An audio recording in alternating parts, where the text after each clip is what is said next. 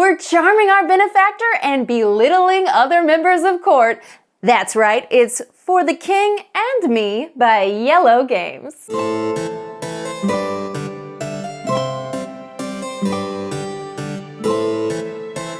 In this competitive card collector, 2 to 5 players take on the role of royal advisors, each vying for favor in the young king's court.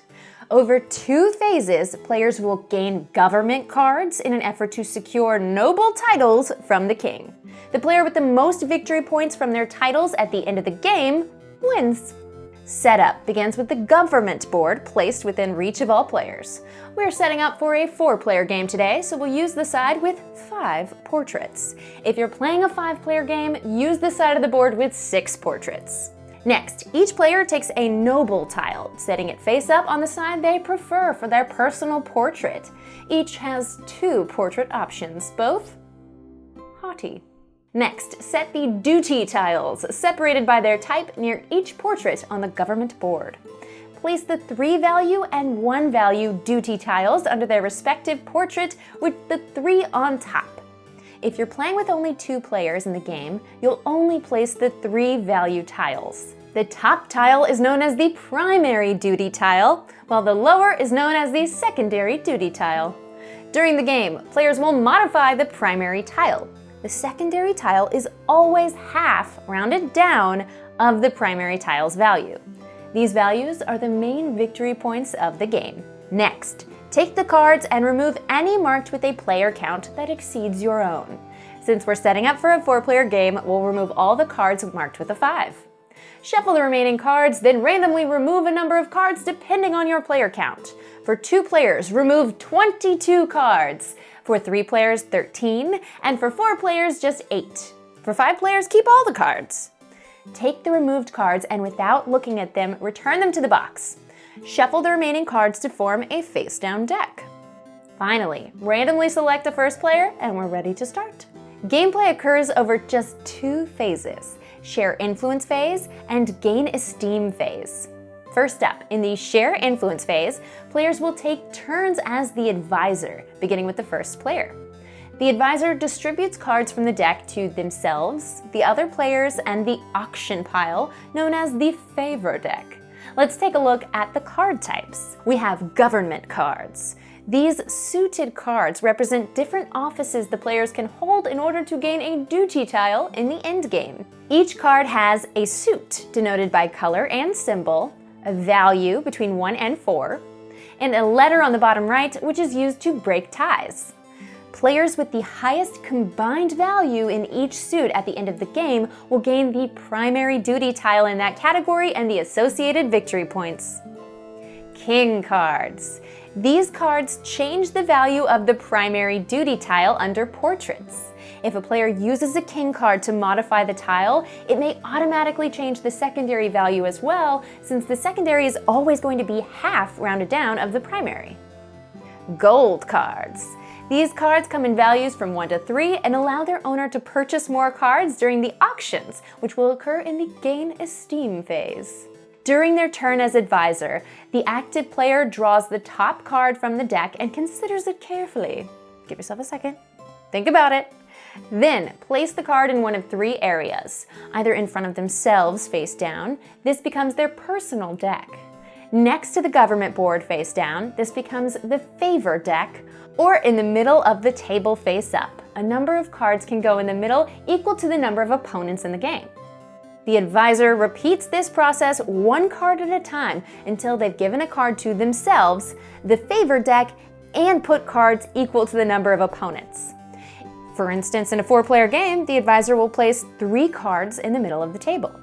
Once all these cards have been placed, starting with the player to the left of the current advisor and proceeding clockwise, the opponents each draft 1 card and add it to their personal area.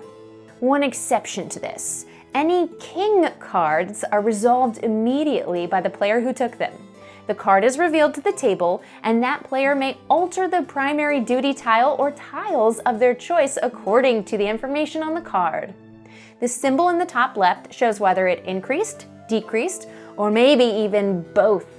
And the top right shows how many banners may be affected, either 1 or 2.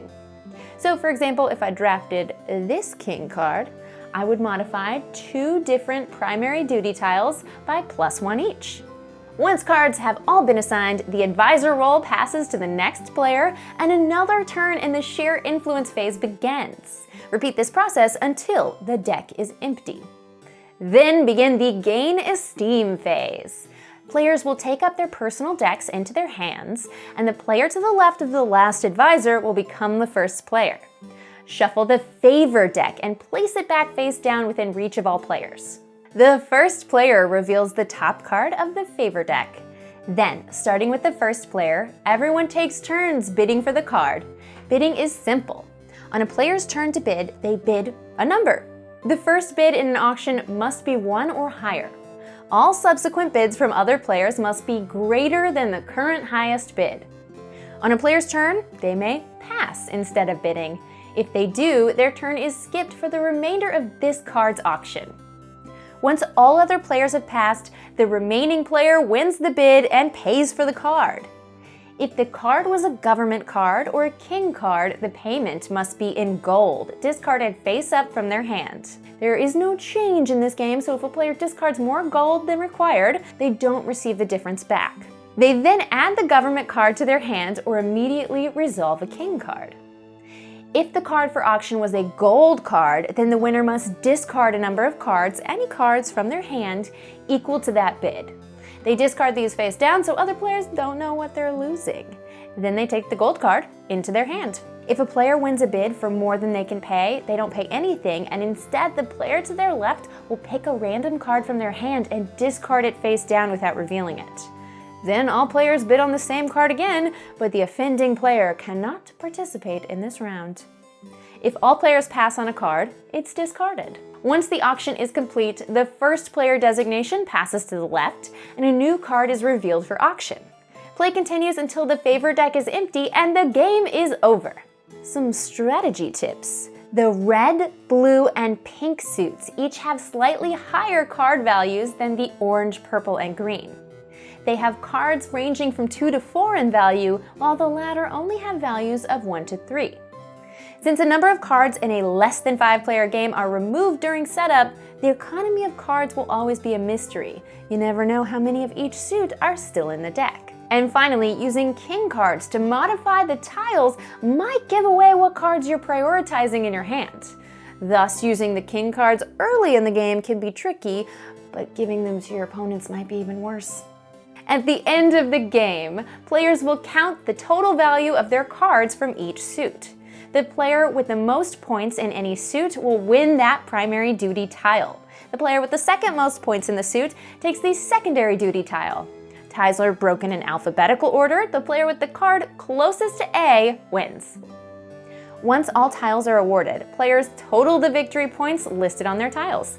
The player with the most points wins! Ties are broken by the player who has the most gold. And that's the basics of For the King and Me. I'm Becca. This is Good Time Society, and you can watch me and my friends play this game and other awesome games right here on the channel. So give us a like, give us a little subscribe over there, and come on back for more great games and good times. See you later.